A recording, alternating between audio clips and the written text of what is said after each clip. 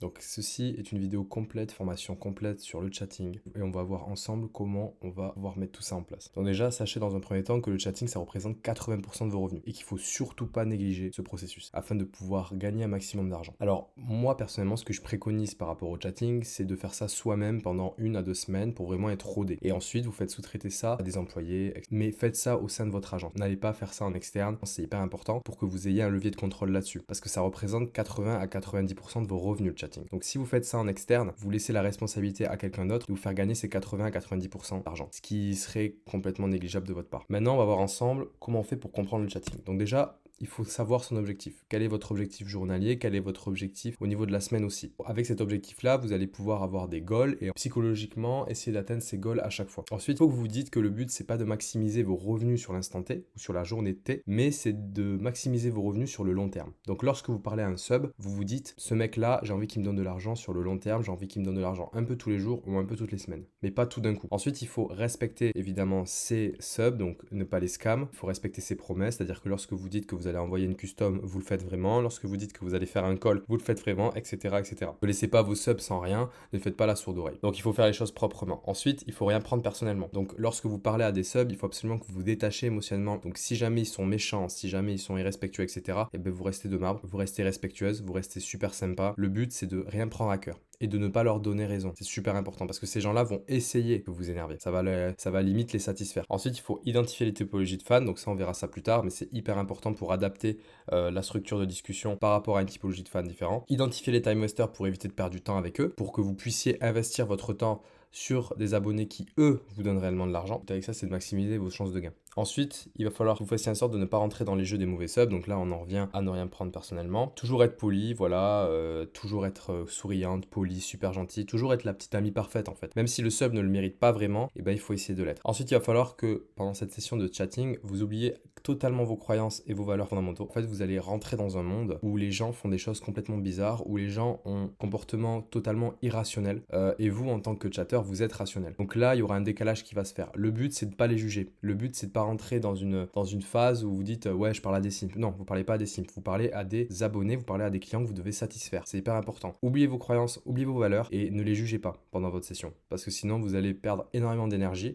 Et puis en plus de ça, vous risquez de passer juste un mauvais moment de chatting. Parce que le but, voilà, c'est que quand même vous passiez pas non plus un moment atroce, quoi. Maintenant, on va voir ensemble comment on fait pour représenter son modèle à 100%. Donc déjà, sachez que vous êtes responsable de son image et que son image vaut de l'or. Donc n'allez pas brader des prix parce que vous voulez absolument gagner de l'argent. N'allez pas donner des choses gratuitement aux abonnés. Son image vaut de l'or. Elle vous a donné accès à son image, elle vous a donné accès à sa nudité. Maintenant, c'est à vous d'en faire bon usage et de maximiser vos gains là-dessus. Ensuite, il va falloir que vous évitiez d'être négatif avec les abonnés. Ça aussi, c'est super, super important. Toujours faire les choses proprement, comme j'ai dit au préalable. Pas montrer de négativité, toujours montrer de la sympathie, du respect. Ensuite, vous allez devoir connaître les limites du modèle. Vous faites ça lors d'un call ou alors vous envoyez un fichier au modèle, etc. avec un questionnaire pour que vous sachiez ce qu'elle est prête à faire et ce qu'elle n'est absolument jamais prête à faire. C'est hyper important parce que lorsque vous allez parler à un abonné et qu'il va vous demander du contenu en particulier, et bien vous devez savoir à l'instant T si ce contenu-là pourra être fait ou non. Parce que ça va éviter à l'abonné d'acheter quelque chose pour rien et puis ça va éviter aussi à votre modèle de se sentir oppressé. Et un modèle qui est oppressé, croyez-moi, sur le long terme, c'est très mauvais, que ce soit pour vous ou pour le modèle. Ensuite, il va falloir que vous fassiez un profilage complet du modèle pour créer une sorte de nouveau personnage virtuel. Alors vous pouvez prendre les goûts du modèle directement, moi c'est ce que je conseille de faire pour que ça ait l'air le plus naturel possible. Ou alors vous pouvez carrément créer de toutes pièces, voilà, des goûts de plats favoris.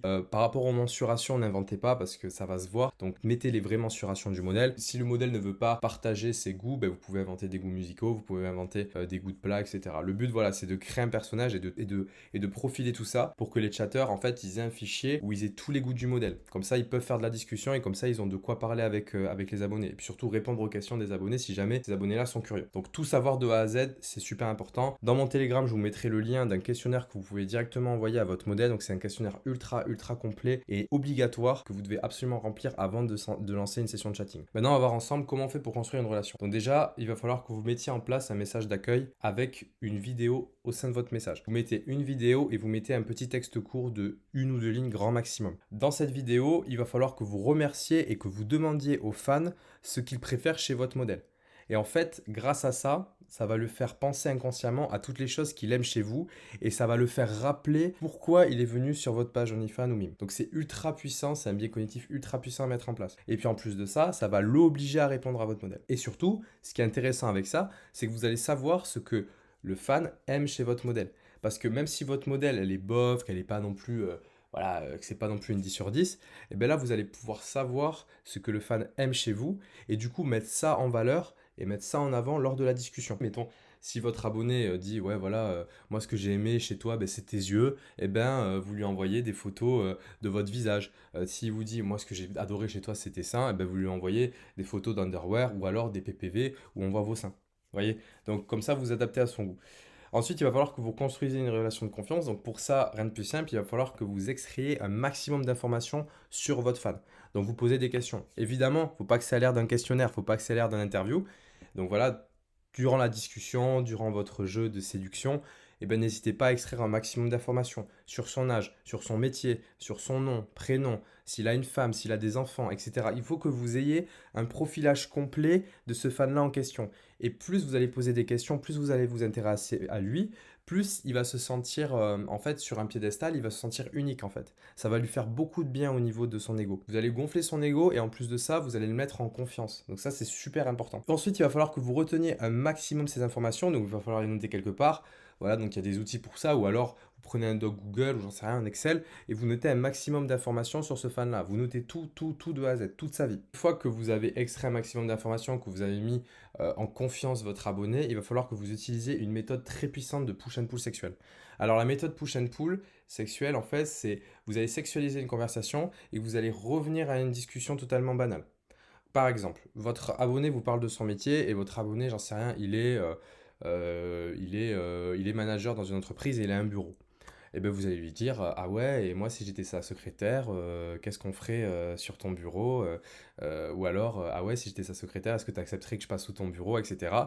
Et tout de suite après cette phrase, vous passez sur une discussion normale où vous demandez et d'ailleurs ton taf il est pas trop fatigant, vous voyez. Et en fait ça va éveiller chez lui une certaine émotion et puis surtout après le fait qu'il soit excité il va se dire putain en fait vas-y là tout d'un coup il revient à une discussion normale. Ça va vraiment en fait le dérégler de manière psychologique, vous voyez. Et en fait, ça va le rendre émotif.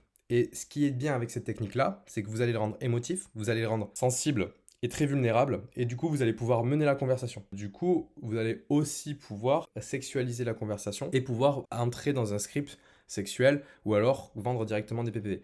Mais grâce à cette méthode-là, vous allez surtout pouvoir dominer la conversation. C'est hyper important de dominer la conversation. Et ce qui est bien avec la méthode push and pull sexuelle, c'est que vous allez pouvoir rendre l'interaction naturelle. Donc c'est super important de rendre l'interaction naturelle pour pérenniser l'abonné. Parce que si vous sexualisez trop d'un coup sec comme ça, sans extraire d'informations, sans faire de push and pull et sans mener la conversation, tout de suite ça peut mener à une conversation robotisée comme il a l'habitude d'avoir avec des centaines de modèles OnlyFans, vous voyez. Donc le but c'est de rendre l'interaction naturelle. Ensuite, n'hésitez pas pendant la discussion à implanter des petites vidéos de 2 secondes, voilà, ça peut être clin d'œil, léchage de lèvres, etc. Ouais, des petits trucs comme ça, ça permet de sexualiser d'une manière un peu douce, et puis surtout, et de pouvoir nourrir l'imagination de votre auditoire lorsque vous discutez avec lui. Maintenant, on va voir ensemble les différents types d'abonnés. Donc déjà, sachez une chose, c'est que ces gens-là, bah, il leur manque quelque chose dans leur vie. Voilà. Et que votre but, c'est d'identifier ce que c'est. Donc généralement, ces gens, ils sont asexués ou privés de sexe. Vous voyez? Donc il leur manque quelque chose. Alors, c'est pas forcément du sexe, on verra ça après, n'inquiétez pas, mais il leur manque quelque chose dans leur vie et vous, votre but, c'est vraiment en quelques minutes, allez, 1 heure grand max, à savoir un peu ce que c'est. Voyez? Donc, évidemment, ils vont pas vous le dire directement avec des mots, mais il faut que vous le deviniez vous-même lors de la discussion. Donc, voilà, c'est un travail un peu psychologique qui va être mis en place. Donc là, vous avez 3 types d'abonnés généralement qui sont présents. Vous avez les hommes fatalement seuls, donc c'est des gens voilà, qui ont subi un accident, qui sont veufs, qui n'ont pas été gâtés par la nature au niveau physique ou même mental, qui sont asociales, etc., etc. Donc ces gens-là, malheureusement, fatalement pour eux, ils sont seuls et il y a très peu de chances qui deviennent plus seuls en fait. Donc ces gens-là, eh bien, ça va être le gros de vos abonnés, ça va représenter quand même une bonne partie de vos subs. C'est pas nécessairement eux qui ont le plus d'argent, mais par contre c'est eux qui vont représenter une plus grosse partie de vos subs. Donc à ne surtout pas négliger. Ensuite, vous avez les hommes romantiques. Donc les hommes romantiques, c'est les gens qui aiment la variété, qui aiment se faire plaisir, qui sont gourmands de la vie, qui la croquent à pleines dents, mais qui malheureusement se sentent frustrés. Alors généralement, c'est des gens qui sont pas seuls, hein, ils sont en compagnie d'une copine ou d'une femme, mais malheureusement là, cette femme ou cette copine-là ne peut pas, voilà, ne leur suffit pas, donc ils ont besoin d'aller voir ailleurs pour nourrir leurs fantasmes. Donc ces gens-là, généralement, ça représente une petite partie, c'est vraiment très rare de tomber là-dessus, mais ça peut arriver, hein. Voilà, donc il faut absolument pas les négliger. Et puis ensuite, vous avez les hommes qui n'ont pas le temps. Donc généralement, ça va être les pères célibataires qui travaillent, ça va être des grands patrons d'entreprise. Et généralement, ces gens-là, c'est vos good buyers et good tippers, je tiens à vous le préciser. Les gens qui n'ont pas le temps, généralement, c'est des gens qui n'arrivent pas à construire une relation avec quelqu'un parce qu'ils n'ont pas l'envie, puis surtout pas le temps, ils travaillent beaucoup, etc. Donc ces gens-là, généralement, vous n'allez pas avoir forcément une discussion trop axée sur le sexe avec eux. Par exemple, voilà, ça va être un père célibataire qui a besoin d'une personne pour raconter ses problèmes au travail et des problèmes à l'école de sa fille, par exemple. Donc il n'y a qu'avec vous qu'il aura ce type de conversation et vous deviendrez donc une personne spéciale pour lui. Il ne vous sexualisera pas et ressentira du vrai amour pour vous. Il faut absolument cibler ce que la personne veut au plus vite pour savoir quel type d'abonné c'est. Vous voyez. Vous savez le type d'abonné et vous savez ce qu'elle veut dans la vie. Donc là, vous allez pouvoir jouer là-dessus. Vous voyez qu'elle veut du fantasme, qu'elle veut une certaine, on va dire qu'elle veut nourrir un certain fantasme. Mettons par exemple, vous voyez que cette personne-là nourrit un certain fantasme pour les pieds, mais qu'elle ne peut pas l'avoir avec sa copine ou sa femme. Et ben, vous allez axer les discussions sur les pieds. Vous voyez que cet homme-là, ben, il est fatalement seul et que du coup, il a juste envie d'une petite copine avec qui il peut soi-disant faire l'amour digitalement. Et ben, vous envoyez des scripts et tout sexuels. Vous voyez que c'est un mec en fait qui a juste besoin d'avoir quelqu'un à qui parler de ses problèmes et tout, bah, vous faites la psychologue. Vous voyez, et naturellement, ces gens-là vont vous offrir de l'argent, surtout sur le long terme, si vous entretenez une relation naturelle avec eux. Ensuite, maintenant, on va voir ensemble comment on va réussir à vendre. Donc déjà, vous avez trois cas qui vont poursuivre lors de votre première vente. Vous avez l'abonné parfait qui achète tout, vous avez le client qui achète le premier PPV puis qui disparaît, et puis vous avez le client qui n'achète rien. Pour le client parfait qui achète tout, là, il n'y a pas vraiment de choses à redire, hein, à part de le garder à tout prix. Si vous pouvez augmenter le prix petit à petit, voilà, jusqu'à ce que ils vous disent une objection. Donc dès qu'il vous dit une objection, là, vous revenez à un prix normal. Mais voilà, n'hésitez pas à augmenter le prix petit à petit parce qu'on voit que de toute façon, voilà, il ne fournit aucune résistance à vous acheter le moins de PPV, donc n'hésitez pas à augmenter les prix. Ensuite, vous avez le client qui achète le premier PPV puis qui disparaît. Alors là, vous avez deux scénarios possibles. Soit vous lui avez envoyé un PPV à 10-15 euros et c'est la première fois qu'il achète sur OnlyFans ou sur Mime, et à ce moment-là, il se sent trompé et arnaqué car il pensait avoir plus pour ce prix-là. Donc pas de panique, hein, à ce moment-là, ce que vous pouvez faire, c'est lui envoyer une PPV qui voilà, rejoint un peu la même thématique que la PPV que vous lui avez envoyée, donc une PPV qui va pas trop être non plus trop hardcore, hein, afin de regagner sa confiance. Donc là, vous avez quand même plus de chances qu'il revienne que si vous faites rien ou que si vous envoyez juste de simples messages. Ensuite, l'autre scénario, c'est l'abonné, il a eu ce qu'il voulait, ça lui suffit. Alors dans ce cas précis, il vous faut attendre. Voilà, donc là, il va falloir être patient. Il va falloir que vous renvoyiez un message pour tester son intérêt après 10-15 minutes d'attente à peu près. Ensuite, vous avez l'abonné qui n'achète rien. Alors, celui-là, généralement, c'est un time waster, voilà. Mais par contre, il faut bien identifier si au préalable, vous avez bien réussi à entretenir une relation de confiance avec eux et si vous avez réussi à extraire, à extraire un maximum d'infos. Donc déjà, avant de savoir si c'est un time waster ou avant de savoir si vraiment il va rien acheter, vous devez voir dans la discussion si vous avez bien géré le truc. Si vous voyez que vous avez bien géré le truc et que le mec n'a rien acheté au bout de 10 sessions, au bout de 2 scripts, etc., eh ben c'est un time waster. Vous pouvez quand même continuer à lui parler de temps en temps, mais franchement, je le déconseille parce qu'en fait, ça va être une perte de temps colossale. Il faut savoir qu'une discussion, quand même, ça prend du temps, ça prend de l'énergie. Donc, il vaut mieux investir ce temps et cette énergie sur des good buyers ou des good tippers. Ou alors des futurs good buyers ou des futurs good tippers. Maintenant, on va parler du script. Donc, tout à l'heure, je vous ai parlé un petit peu de la discussion à avoir, etc. Comment amener tout ça, comment réussir à entretenir une relation de confiance avec votre abonné. Maintenant, on va voir ensemble comment on va réussir à monétiser le truc. Et en fait, ce qui va représenter 80% de vos revenus, ça va être vos scripts. Donc déjà, il va falloir que vous utilisez ça après avoir établi une bonne relation avec l'abonné. Il va falloir que vous créez une histoire dans un lieu. Par exemple, ça va être Netflix and Chill, dans la douche, dans le lit, dans une voiture, dans un parking, etc. Il va falloir que vous donnez l'impression que le contenu a été fait spécialement pour le sub, à l'instant T. Et pour ça, du coup, vous allez devoir préparer une suite de contenu en avance avec la même tenue, le même lieu, etc. pour vraiment créer un esprit autour de ce script-là. Le but, si vous voulez, c'est de préparer par exemple 2-3 photos et 4-5 vidéos à la suite. Qui ait une certaine continuité là-dessus, et puis surtout une histoire autour de tout ça. Donc préparez tout ça en avance. Ensuite, vous devez préparer plusieurs scripts répondant à plusieurs fantasmes. Ça aussi, je le conseille fortement. Donc ça peut être fantasme sur les pieds, fantasme voilà, sur le cul, sur les seins, fantasme sur la fellation, etc. Donc n'hésitez pas à préparer pas mal de scripts qui vont répondre à ce type de fantasme. Ensuite, vous devez à chaque fois adapter le contenu textuel du script selon la discussion. Moi, ce que je préconise lorsque vous faites un script, c'est de pas forcément écrire voilà, le script. Vous préparez juste les contenus en avance. Après, vous pouvez faire une structure textuelle, ça, il n'y a aucun souci. Mais par contre, à chaque fois, pour chaque discussion, il faut que vous réécrivez tout le temps. Parce que si vous réécrivez pas, malheureusement, des fois, ça peut se ressentir. Voyez. Et puis lorsque vous réécrivez, vous vous obligez à vous adapter à la conversation, qui va faire que ça va être beaucoup plus naturel et vous avez plus de chances de vendre vos PPV. Si jamais vous voyez que votre abonné, il veut vraiment un contenu en particulier, vous pouvez sauter des contenus pour lui offrir directement ce qu'il veut. Si vous continuez le script malgré le fait que le mec il dise oui mais je veux voir la fellation, je veux voir la fellation, ben vous risquez de le perdre en fait parce que le mec à aucun moment il va vous acheter les autres PPV que vous lui envoyez avant ça. Donc n'hésitez pas à sauter les étapes pour lui envoyer réellement ce qu'il veut, surtout s'il insiste sur la demande. Après s'il insiste pas trop et si vous voyez qu'il rentre un peu dans votre jeu, n'hésitez pas à lui vendre d'autres PPV avant. Pour la structure, moi généralement ce que je fais c'est qu'au début j'envoie un contenu gratuit, donc ça peut être une présentation de l'histoire. Ensuite je renvoie un autre contenu gratuit où là on fait une introduction à quelque chose d'un peu plus haute. Voilà, alors généralement lorsqu'on envoie un contenu gratuit, une présentation de l'histoire, ça va être une question et on essaye de pas trop être explicite là-dessus. On va pas envoyer direct ouais est-ce que tu veux Netflix and chill avec moi, pas du tout. On envoie une petite question un peu ouverte, une petite question où on a vraiment envie de cliquer pour voir ce que c'est. Et puis ensuite, le mec, du coup, une fois qu'il va recevoir le contenu gratuit et qu'il va le regarder, eh ben, tout de suite, il va être catché. Il va falloir connaître la suite, etc., etc. Faire du contenu dégressif du plus soft au plus hard en augmentant le prix petit à petit à chaque fois. Donc ça, évidemment, ça permet de déclencher un biais psychologique chez le fan pour lui dire ben, maintenant que j'ai acheté un premier PPV à 10-15 euros, je peux acheter un deuxième à 25, puis un troisième à 30, etc. etc. Le but, voilà, c'est de déclencher en fait le premier achat. Et c'est une fois que vous avez déclenché le premier achat, ça va être beaucoup plus facile de vendre des PPV beaucoup plus chers par la suite. Ensuite, une fois que vous avez fini le script, n'hésitez pas à finir par un orgasme complètement abusé. Donc ce type de PPV là, ça peut aller jusqu'à 150 euros, 200, 300 euros. Tout dépend évidemment du portefeuille que vous avez en face. Donc ça va permettre en fait de satisfaire complètement l'abonné. Il va se dire putain ouais j'ai réussi à la faire jouir digitalement bien sûr. Donc il va être fidélisé. Et puis voilà, vous pouvez le remercier à la fin avec une petite vidéo, avec une petite photo. Là pareil, il va se sentir hyper bien, il va se dire putain j'ai réussi à la satisfaire. Et ça va le fidéliser encore une fois. Et il va vouloir recommencer. Vous avez pas mal d'exemples de pricing de script. Par exemple, pour 3 vidéos, vous pouvez faire 30, 50, 70 pour un total de 150 au niveau du script de 3 vidéos. Si vous avez 6 vidéos, vous faites 30, 45, 60, 75, 80, 90.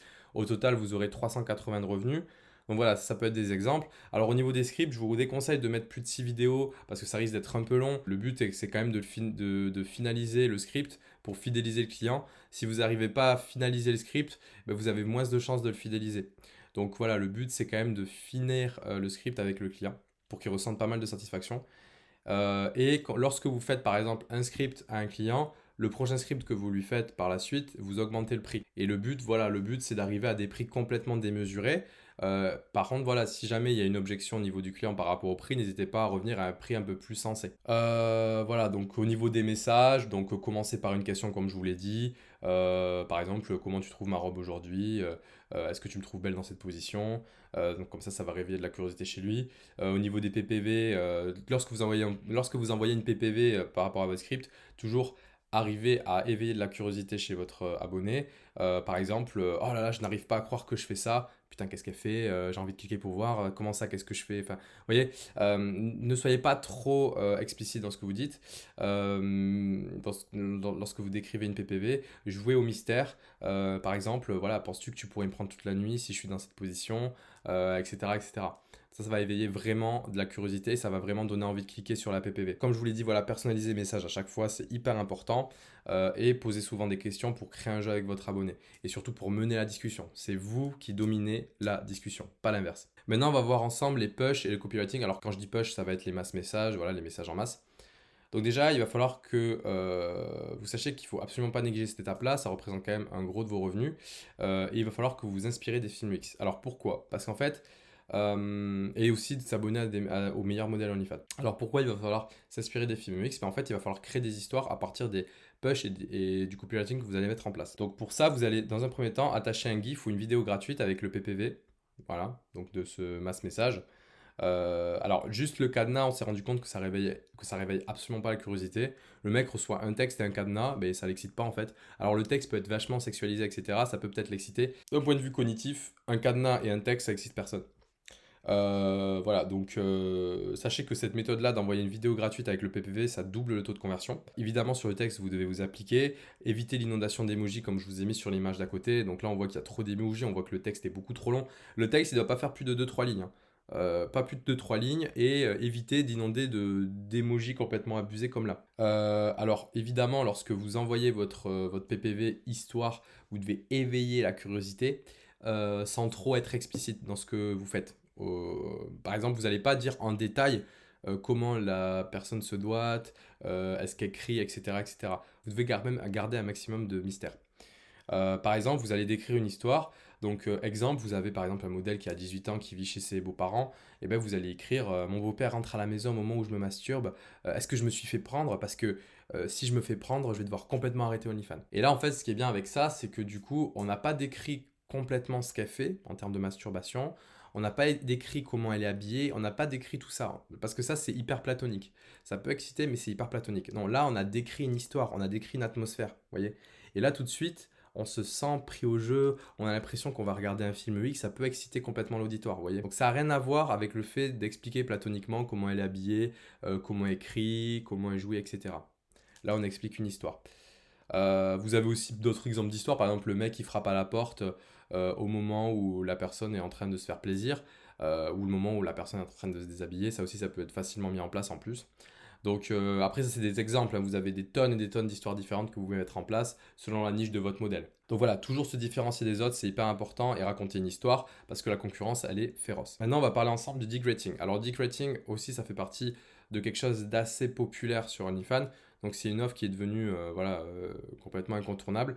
Donc il y a deux types d'offres là-dessus. Vous avez le textuel qui est généralement voilà, entre 30 et 100 euros de vente.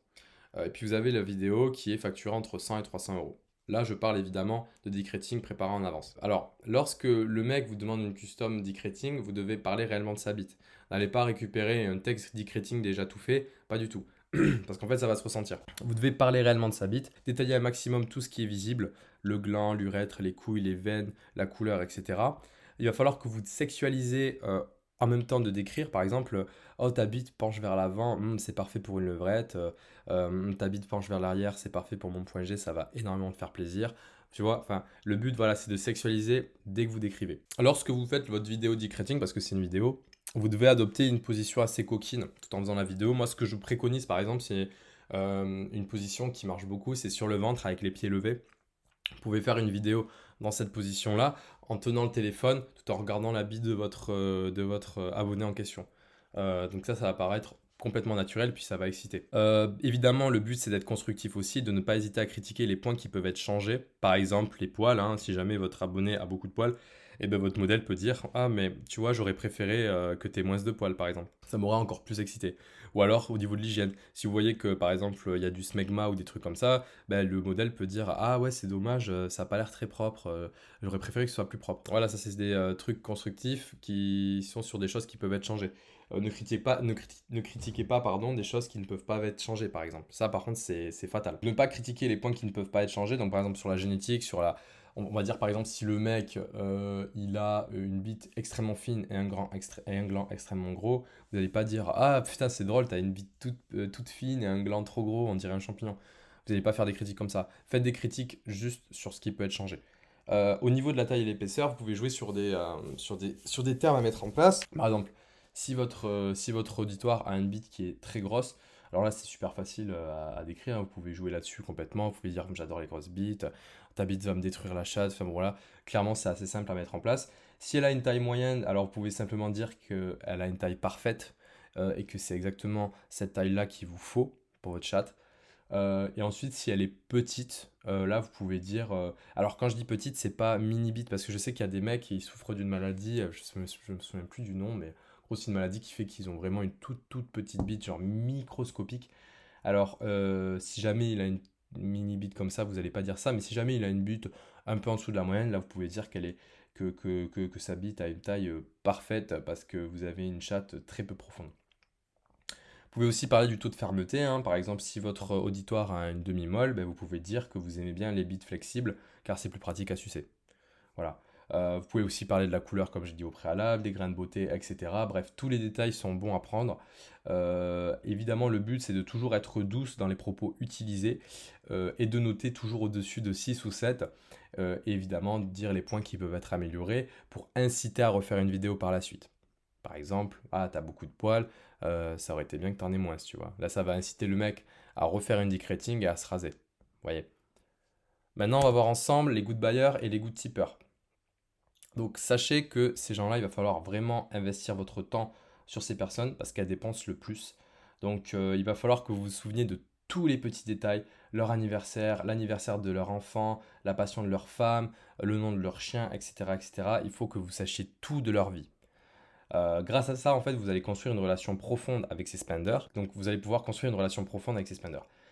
Donc, comme je vous l'ai dit au préalable, notez tous les détails de leur vie. Donc pour ça, vous pouvez soit utiliser un Excel, soit un document, soit utiliser directement des outils Insight. Vous pouvez donner des surnoms à vos subscribers, ça va vous permettre vraiment de créer un lien très fort avec eux. Parce que lorsqu'on donne des surnoms à quelqu'un ou lorsque quelqu'un nous donne des surnoms, tout de suite, il y a une proximité qui se crée. Alors évidemment, le surnom doit être amélioratif ou doit être un surnom qu'on peut utiliser quand on est en couple.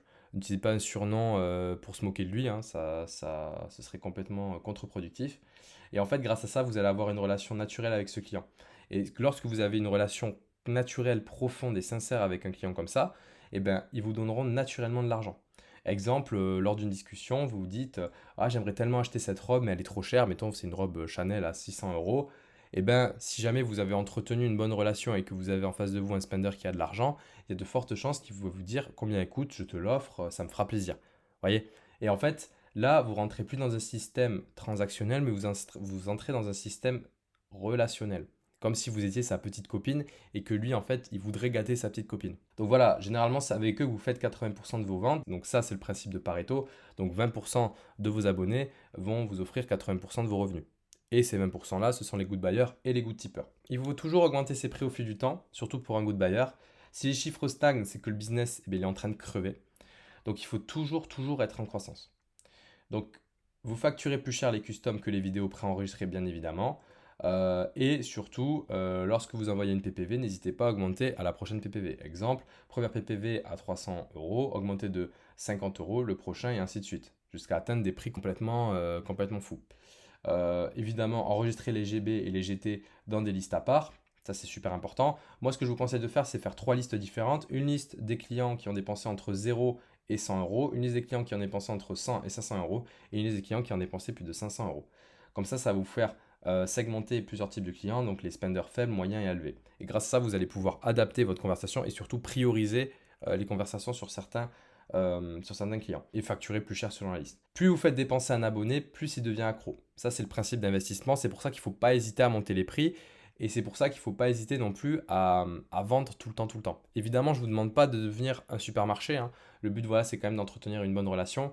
Mais lorsque vous êtes en phase de sexting, lorsque vous êtes en phase de script, là, il ne faut pas hésiter à envoyer. Il ne faut pas hésiter à facturer. Voilà, donc catégorisez aussi les gens selon leurs fétiches et n'hésitez pas à facturer de manière élevée cela aussi. Parce que les fétichistes, généralement, ils ont du mal à trouver, ils ont du mal à satisfaire leurs besoins avec des modèles. Et vous êtes l'un des rares modèles à satisfaire leurs fantasmes.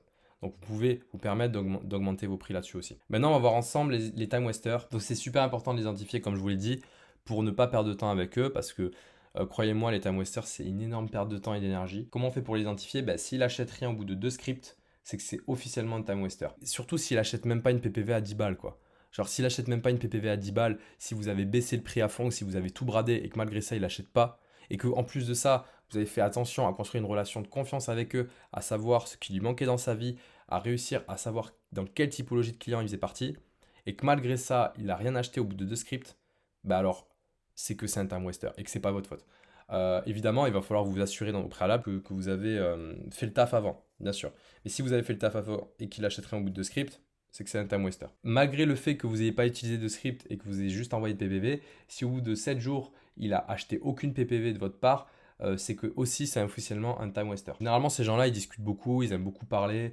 Voilà, c'est des gens qui sont pas forcément pauvres, hein, c'est des gens qui n'ont pas forcément pas d'argent, mais ils ont juste pas envie de dépenser des sous, ils le feront jamais de leur vie. C'est super important d'identifier encore une fois pour ne plus perdre de temps avec eux. Et du coup, de vous focaliser sur les vrais spenders. Voilà, j'ai fini cette formation sur le chatting. J'espère qu'elle vous aura plu. Alors, en tout cas, merci énormément à vous d'être resté jusqu'au bout. Sachez que grâce à cette vidéo-là, vous allez pouvoir vraiment, vraiment augmenter vos revenus sur votre plateforme. C'est super, super important. Dans mon Telegram, je vous mettrai le lien d'exemple d'un script que j'utilise. Alors, c'est un exemple, évidemment. Il va falloir que vous adaptiez le script selon votre modèle. Il y a aussi le questionnaire de profilage pour le modèle que je mettrai aussi sur mon Telegram. Il y aura aussi un exemple de dick rating. Alors là, pareil, c'est un exemple de dick rating pour une dick en particulier. Donc, il va falloir que vous vous adaptiez. Ça va vous permettre d'avoir la structure, hein, mais il va falloir à chaque fois que vous fassiez un dick rating vous-même, selon la bite de votre client, bien entendu. Mais je vous mettrai tout ça sur mon Telegram pour que vous ayez la structure et pour que ça puisse vous aider un maximum. Voilà. Alors maintenant, je vous dis ciao et puis bon courage pour la suite. Au revoir.